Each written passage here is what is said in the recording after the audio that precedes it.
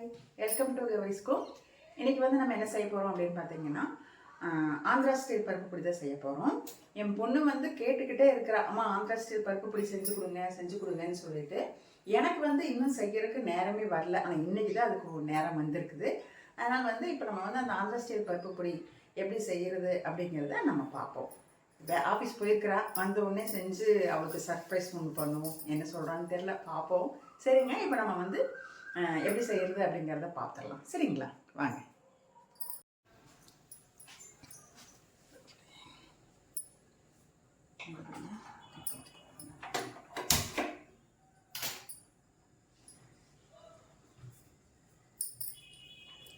கல் காஞ்சிருக்கு. வடக்கல் வச்சுருக்கேன், இரும்பு வடக்கல் வச்சுருக்கிறேன். காஞ்சிருச்சு. இப்போது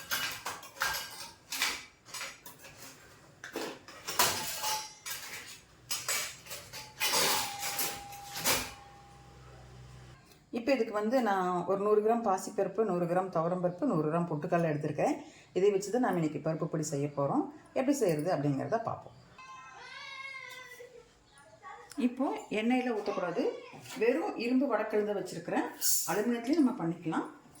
இப்போ இதை நல்லா வறுக்கலாம். நல்லா அந்த துவரம்பருப்பு மணம் வரணும், அந்த அளவுக்கு வறுக்கணும். ஸ்டவ்வை சிம்மில் வச்சுட்டே வறுக்கலாம்.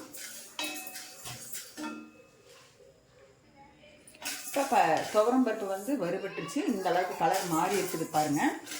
கலர் மாறி இருக்கிறது தெரியும் உங்களுக்கு பார்த்தாலேமோ. இப்போ இதை எடுத்து நம்ம கொட்டிடலாம். சும்மா மன கமன்னு வந்துருச்சு. நடுத்து வச்சோம்னா கருகிரும். போதும், கொட்டிடலாம். இப்போ வறுத்த பருப்பை ஒரு பிளேட்டில் நான் கொட்டியிருக்கிறேன். அடுத்தது பாசிப்பருப்பு. இதில் ஒரு 100 கிராம் இதையும் கொட்டிடலாம். பாசிப்பருப்பில் ரொம்ப சிம்மில் வச்சு நிதானமாக வறுக்கணும். ஒரு நிமிஷம் ஏமாந்தோம், ஒரு செகண்ட் ஏமாந்தோம்னா அடி பிடிச்சிரும். அதனால் சிம்மிலேயே வச்சு வறுத்துக்கலாம். எண்ணெய் ஊற்றாம தான் வறுக்கிறேன். எல்லா பொருளுமே எண்ணெய் ஊற்றாம தான் வறுத்துட்ருக்கிறேன். இப்போ பாசிப்பருப்புமே கலர் மாறிடுச்சு. எடுத்து நம்ம கொட்டிக்கலாம். இப்போ பாசிப்பருப்புமே வறுத்து கொட்டியாச்சு. அடுத்தது ஒரு 100 பொட்டுக்கடலை, அதையும் போட்டு வறுத்துக்கலாம். ஸ்டவ் சிம்மில் வச்சுட்டே தான் வறுக்கணும்.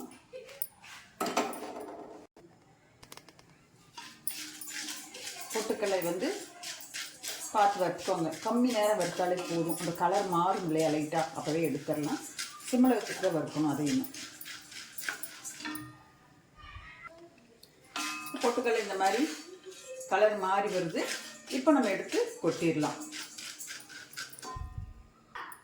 இப்போ பொட்டுக்கடலை வறுத்து கொட்டியாச்சு. இப்போ இதில் சீரகம். இந்த சீரகம் இந்த ஸ்பூனுக்கு 2 ஸ்பூன் போடுறேன். அவ்வளோதான். லைட்டாக வறுத்துக்க வேண்டியது தான். ரொம்ப வறுக்க வேண்டியதில் லைட்டாக வறுத்துக்கலாம். போட்டவுடனே சீரகமான வந்தாச்சு, வெடிச்சாச்சு. இப்போ உடனே எடுத்து நான் கொட்ட போகிறேன். சீரகத்தையும் வறுத்து அதே பிளேட்டில் கொட்டு. நான் ஒரு 8 வரமிளகா எடுத்துருப்பேன். இந்த வரமிளகா காரமாக இருக்கும். அதனால் நான் 8 மட்டும் போடுறேன். நீங்கள் எதாவது காரம் அதிகமாக வேணும்னா அதிகமாக போட்டுக்கோங்க. இல்லை உங்களுக்கு கலர் வேணும் அப்படின்னா அந்த இது சொல்லுவீங்கள்ல, ரெட் கலராக வர்றதுக்கு ஒரு மிளகா பேர் சொல்லுவீங்கள்ல, அந்த மிளகா நீங்கள் போட்டுக்கலாம். அந்த மிளகாய் பேர் எனக்கு மறந்து போச்சு டக்குன்னு. ஏன் இருந்தால் எனக்கு கமெண்ட் பண்ணி சொல்லுங்கள். அது கலர் மட்டும்தான் கொடுக்கும், காரம் கொடுக்காதுன்னு சொல்லுவீங்க. அது என்ன மிளகான்னு தெரியல, மறந்துடுச்சு. ஏன் வந்துடுச்சுங்க, காஷ்மீரி மிளகா. அந்த மிளகா வேணாலும் நீங்கள் போட்டுக்கலாம். நான் காரம் கம்மியாக, காரம் இதில் மிளகாயில் அதிகமாக இருக்குங்கிறதுக்காக 8 மிளகா போட்டுருக்கிறேன். எங்களுக்கு காரம் கம்மியாக இருந்தால் போதும்.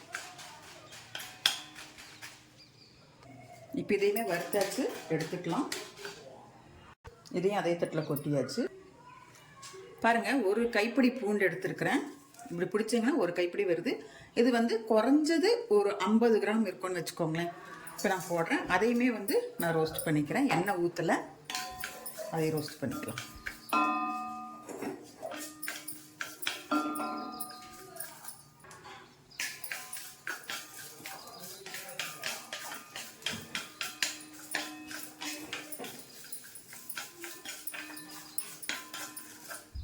நான் தோல் உரிக்கல, தோலோடு தான் போட்டிருக்கிறேன். அதனால ஒன்றும் தப்பு கிடையாதுங்க. நமக்கு அதில் ஒரு நார்ச்சத்தே நமக்கு கிடைக்கும். தோல் இல்லாமலும் நீங்கள் போட்டுக்கலாம். அது வந்து உங்களை யூஸ் பண்ணுறவங்களத பொறுத்து. ஒருத்தர் தோல் வச்சு போடுவாங்க, ஒருத்தர் தோலோடையே அப்படியே போடுவாங்க. இப்போ நான் எடுத்துருக்கிறது வந்து நாட்டு பூண்டு, நல்லா டேஸ்ட்டு கொடுக்கும். ஒவ்வொருத்தர் பெரிய பெரிய பூண்டாக போடுவாங்க. நான் எடுத்துருக்கிறது நாட்டு பூண்டு, நல்ல டேஸ்ட் கொடுக்கும். இது பூண்டு வறுக்கவே மனம் சும்மா அப்படி மனம் வருது. பூண்டு வறுக்க எண்ணெயில் போட்டு நல்லெண்ணெயில் போட்டு காய்ச்சும் போது அது ஒரு மனம் வரும். இப்போ வந்து வேற ஒரு மாதிரி நல்ல மனம் வருது, அதுவும் நல்ல மனமாக இருக்குது. இப்போ இது நல்லா எண்ணெய், அந்த கொஞ்சம் எண்ணெய் பசகு இல்லாமல் வறுத்துக்கலாம். வெடிக்க வேற ஆரம்பிக்குதுங்க. கொஞ்சம் அந்த எண்ணெய் பசகு இல்லாமல் வறுக்க வேண்டியதுதான். தண்ணி பசவு. பூண்டு கலர் மாறிடுச்சுங்க. இப்போ நம்ம எடுத்துக்கலாம். அப்புறம் விட்டோம்னா கருகின மாதிரி ஆயிடும். எடுத்துடலாம்.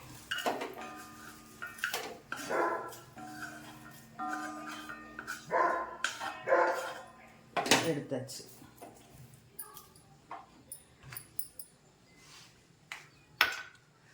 அடுத்தது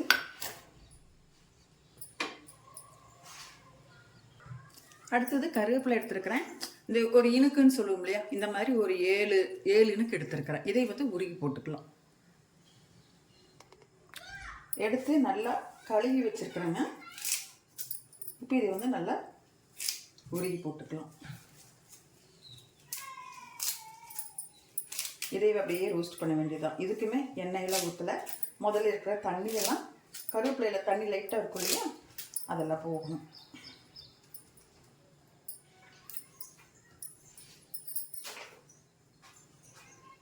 இப்போ வறுக்கலாம்.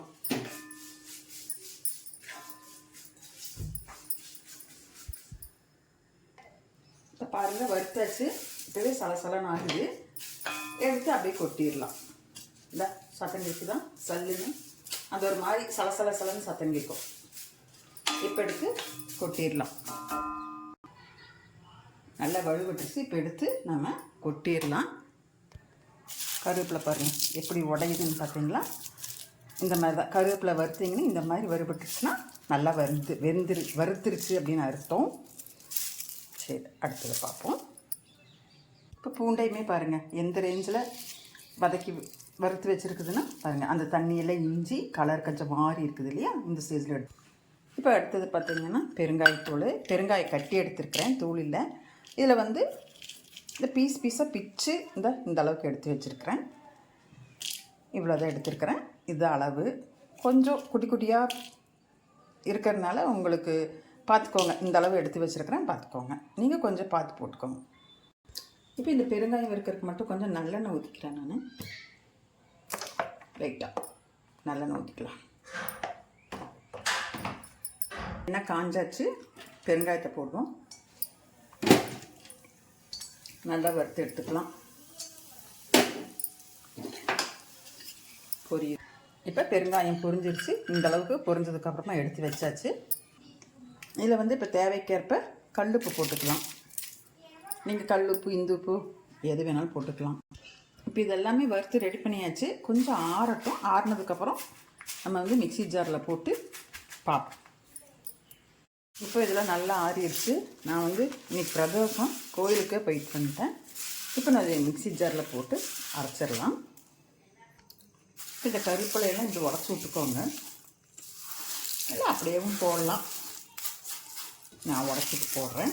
சத்தம் கேட்குது பாருங்க, முறுன்னு. இப்போ போட்டுக்கலாம். இந்த வரமிளகாய் வந்து நான் இப்படி 2 கிள்ளி போடுறேன். சீக்கிரம் அரைபடுறதுக்காக தான், வேறு ஒன்றும் இல்லை. இப்போ நமக்கு ஆந்திரா ஸ்டைல் இட்லி பொடி ரெடி ஆயிடுச்சு. இட்லி பொடி நீங்கள் கொஞ்சம் நேரம் இப்படி கொட்டி ஒரு இதில் கொட்டி ஆற வச்சு அதை எடுத்து ஒரு கண்டெய்னரில் போட்டு வச்சுக்கோங்க. போட்டு வச்சுட்டு நீங்கள் சாப்பாட்டுக்கு நெய் அல்லது நல்லெண்ணெய் 2ல் ஏதாவது ஒன்று போட்டு சாப்பிட்லாம். நல்லா டேஸ்ட்டாக இருக்கும். நீங்களும் இந்த மாதிரி செஞ்சு பாருங்கள். இப்போ வந்து நான் 8 மிளகா போட்டுமே காரமாக தான் இருக்குது. எங்களுக்கு கொஞ்சம் காரம், நீங்கள் வந்து காரம் பார்த்து சேர்த்துக்கலாம். இப்போ இது ஆறுனதுக்கப்புறம் எடுத்து நம்ம ஒரு டப்பாலையோ ஒரு கண்டெய்னர் நல்லா ஏர்டைட் கண்டெய்னரில் போட்டு எடுத்து வச்சிடலாம். நான் இந்த வீடியோ உங்களுக்கெல்லாம் பிடிச்சிருந்தது அப்படின்னா லைக் பண்ணுங்கள், ஷேர் பண்ணுங்கள். அப்படியே நீங்கள் செஞ்சு பார்த்துட்டு எனக்கு கமெண்ட் பண்ணி எப்படி இருக்குன்னு சொல்லுங்கள். இப்படி கௌரிஸ் ஹோம் சேனலை சப்ஸ்கிரைப் பண்ணிவிட்டு பாருங்கள்.